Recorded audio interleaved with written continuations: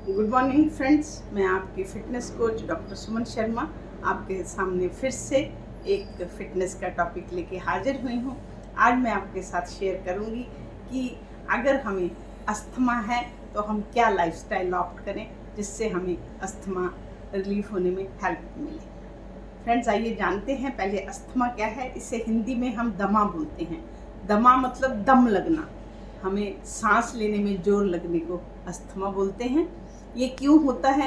ये हमारे सांस लेने के जो पूरा सिस्टम है, जो हमारी सांस लेने की नलियां हैं, उनमें स्वेलिंग हो जाती, सूजन हो जाती है। सूजन के कारण उनका जो डायमीटर, जो उनका घेरा है, वो कम हो जाता है और जो सांस है वो दम लगा के निकलती है।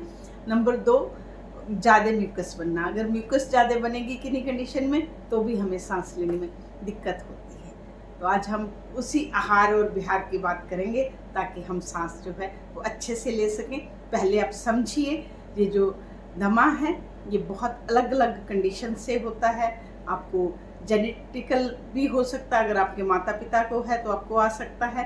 एलर्जिक होता है, बहुत सारी चीज़ों से लोगों को एलर्जी होती है। और एनवायरमेंटल है एंड आपका वर्क प्लेस से भी हो सकता है।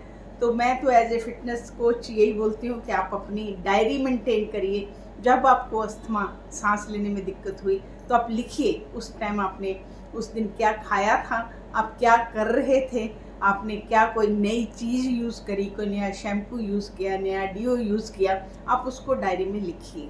तो आपको पता होना चाहिए, क्योंकि जो एलर्जिक अस्थमा है वो हमारी बॉडी में किसी रिएक्टेंट से अंदर हिस्टामिन ज़्यादा रिलीज़ होती है, एलर्जी होती है और हमारे जो सांस लेने की नलियां हैं उनमें सूजन होके एकदम से हो जाता है। उसका ट्रीटमेंट आसान है कि हमें जो हमने कॉज नोट किया है उसे हम हटा दें तो उस अस्थमा से हमें छुटकारा मिल जाता है। अगर हमारा कोई वर्क प्लेस पे ऐसे केमिकल से हमें एलर्जी है तो वो भी हमें हटाना ही पड़ेगा, तभी हम आसान हो सकते हैं। हेरिडिटी है तो हमें अपने डॉक्टर से मिल के, जो डॉक्टर हमें बताता है उस मेडिसिन को फॉलो करिएगा। और उसके बाद मैं आपको खाना पीना और एक्सरसाइज में बताती हूँ। फ्रेंड्स, आयुर्वेद इसको कफ दोष के प्रकोपित होने से मानता है। तो कफ दोष जो है शीत होता है, तो हमें इसमें उष्ण जो गर्म है वो आहार विहार यूज़ करने हैं। आपको मैं बैलेंस डाइट में बताती हूँ आप क्या क्या लीजिए। आपको, क्योंकि ये इम्यूनिटी रिलेटेड होता है, आपको विटामिन सी ज़्यादा यूज़ करना है। विटामिन सी हमें खट्टे फलों में मिलता है, पर उसमें भी अपवाद है कि आप केला एंड ग्रेप्स यूज़ ना करें, क्योंकि उनमें हिस्टामिन ज़्यादा रिलीज़ करने की ताकत है। तो बाकी आप खट्टे फल जो हैं वो यूज़ कर सकते हैं। सब्जियों में भी पालक और टमाटो में विटामिन सी है, बट अगेन वो भी हिस्टामिन ज़्यादा निकालने की ताकत रखते हैं। तो अगर आपको अस्थमा की प्रॉब्लम है तो ये दो चीज़ें आप अपने दिमाग में रखिएगा कि विटामिन सी तो है पर साथ में इनका दूसरा गुण भी है, तो आप इनको ना यूज़ करें तो अच्छा रहे। उसके बाद फ्रेंड्स, प्रोबायोटिक का रोल है, क्योंकि अगर हमारा पेट ठीक रहेगा, क्योंकि अस्थमा का एक कारण गर्ड जिसे बोलते हैं, गैस्ट्रो इसोफेजियल रिफ्लक्स, जो हमारे पेट ठीक नहीं है उसके प्रोडक्ट हमारे इसोफेगस में आते हैं और वो इरिटेट करके हमारी अस्थमा भी कर सकते हैं। तो हमारा पेट भी ठीक रहना चाहिए, उसके लिए आप प्रोबायोटिक यूज़ करें। और उसके बाद आप फाइबर यूज़ करें। आपकी डाइजेशन अच्छी होनी चाहिए, आपको कॉन्स्टिपेशन नहीं होनी चाहिए। तो प्रोबायोटिक के बाद आप अपने गुड फैट्स यूज़ करें। और उसके बाद जो भी आपने यूज़ करना है उसको ठंडा नहीं यूज़ करें, आप गर्म चीज़ यूज़ करें। इसमें हम स्टीम का बहुत बड़ा योगदान है, क्योंकि इन्फ्लामेशन है, ठंड से हुई है, तो जब जब हम गर्म देंगे जो कि स्टीम है उससे वो इन्फ्लामेशन हटती है। मेन हमारा जो इसका मकसद है ठीक करना वो है हम उस इन्फ्लामेशन को हटाएं और वो जो संकीर्णता हुई है, जो नैरोइंग हुई है, उसको डायलेट करें। आप जानते हैं बहुत से इसका ट्रीटमेंट भी डॉक्टर ब्रोंको डायलेटर देता है, आपको मेडिसिन भी मिलती हैं, आपको पीने का सिरप भी मिलता है।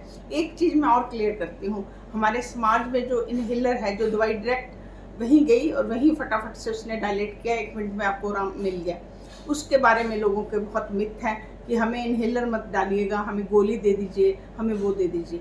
फ्रेंड्स, अगर आपका डॉक्टर उचित समझता है तो इनहेलर आपके लिए बहुत अच्छी दवाई है। वो डायरेक्ट आपके उसी साइट में जाती है जहाँ आपके नैरोइंग है। तो अगर आपका डॉक्टर आपको एडवाइस करता है तो आप उससे ज़रूर लीजिए और अस्थमा बीपी एंड शुगर की तरह है, उसे आप ऐसा नहीं सोच सकते कि आपने एक बार दवाई ले ली तो ठीक हो गए। आपको हमेशा उस पर ध्यान रखना है, उसके लक्षणों पे। अगर आप अच्छे से मैनेज करते हैं तो बहुत अच्छे से ठीक होता है। और अपनी इम्यूनिटी पे काम करिए, क्योंकि ये इम्यूनिटी से रिलेटेड प्रॉब्लम है। और अब मैं आपको इसकी एक्सरसाइज बताती हूँ। फ्रेंड्स, जितनी आपकी मसल की एक्सरसाइज हैं, ये भी यहाँ भी मसल आते हैं। यहाँ पे हमारे रिब्स के बीच में मसल हैं जिन्हें इंटरकॉस्टल मसल बोलते हैं, डायफ्राम जो मसल है, एब्डोमिनल मसल है। इतने मसल हमारी रेस्पिरेशन में हेल्प करते हैं। क्योंकि जो अस्थमा वाला पेशेंट है उसकी आप सांस देखेंगे तो शॉर्ट शैलो सांस होती है, वो ऐसे लेता, छाती से सांस होती है। तो हम उन्हें एब्डोमिनल एक्सरसाइज देते हैं जिसमें उनके एब्डोमेन के मसल जो हैं वो यूज़ हों, ताकि उनके पूरे लंग्स नीचे तक काम करें। तो मैं आपको एक एक्सरसाइज बताती हूँ। एक हाथ आप अपने पेट पे रखिए, एक अपनी चेस्ट पे रखिए, और आपको पेट से सांस लेना है, चेस्ट आपकी नहीं हिलनी चाहिए। तो इसको आप अपनी उसमें अगर लाएंगे तो धीरे धीरे आपके जो बाकी मसल जो आप काम यूज़ में नहीं ला रहे वो भी यूज़ में आएंगे, और आपके मसल रेजिस्टेंट होगी। तो धीरे धीरे आपको अस्थमा में भी आराम आएगा। उसके बाद फ्रेंड्स, आप अपने वेट पे ध्यान रखिएगा। वेट जो है वो भी अस्थमा को बढ़ाने में पावर रखता है। कोई भी सिस्टम पे जब आप ओवर स्ट्रेस होगा तो आपको प्रॉब्लम आएगी। वेट आया, आपको फैटी लिवर आया, आपकी इंसुलिन रेजिस्टेंस हुई, आपको डायबिटीज आई, और ये सब आए तो ऑटोमेटिकली आपके वेट के कारण आपके लंग्स पे प्रेशर आया और आपको अस्थमा हो। तो अगर हमें अस्थमा से निपटना है तो हमें अपने वेट को ध्यान में रखना है, कम कैलोरी यूज़ करनी है, बैलेंस डाइट लेनी है और एक्सरसाइज करनी है, तभी हमारा जो है वो यूज़ रहेगा। Kapalbhati, Anulom Vilom, deep breath exercises, abdominal exercises, जितनी भी एक्सरसाइज जिसमें हमारे सारे ये मसल यूज़ होते हैं वो हमारे अस्थमा में कारगर होती हैं। और बाकी वेट लॉस के लिए तो आपको एरोबिक भी करना है, आपको वेट ट्रेनिंग दूसरे वाली करनी जो हम जनरली करते हैं। तो इन सब को करते हुए हम अपने सिस्टम को ठीक कर सकते हैं। और कुछ मैं आपको हर्ब्स बताती हूँ जिनको आप अपने रूटीन में यूज़ करें। आप तुलसी को यूज़ करें, आप मुलेठी यूज़ करें, आप उसके बाद पिपली यूज़ कर सकते हैं, ये हमारे मसालों में आम घरों में मिलती हैं।